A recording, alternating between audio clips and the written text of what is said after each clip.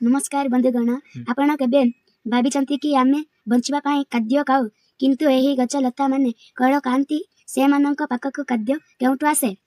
से माने आम परी मार्केट जानती नहीं करंती नहीं बरं से माने निज शरीर भितर ही खाद्य प्रस्तुत करंती।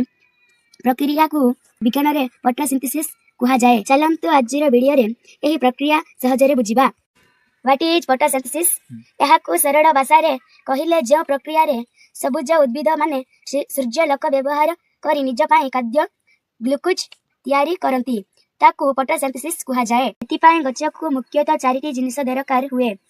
एक सूर्यालोक, दुई जड़ जहा चेर मध्य रे माटीरु आसे, तीन कार्बन डाइऑक्साइड जहा पवनरु मिले, चारि क्लोरोफिल पत्र रे तिबा सबुज कणिका। प्रक्रियाटी केमिति काम करे? पत्र को गछर रसई घर कुहा जाए।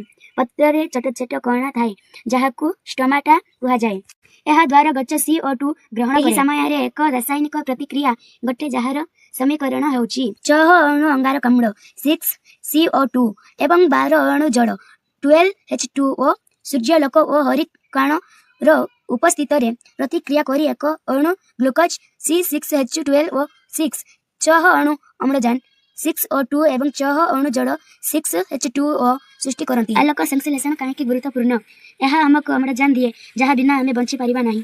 पृथ्वीर समस्त खाद्य शृंखला फूड चेन एही गछा मानक उपरे ही निर्भरशील।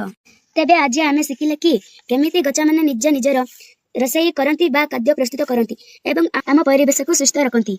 जदि वीडियोटी भल लागिला तेबे लाइक करंतु एवं निज सांग माननकु शेयर करंतु।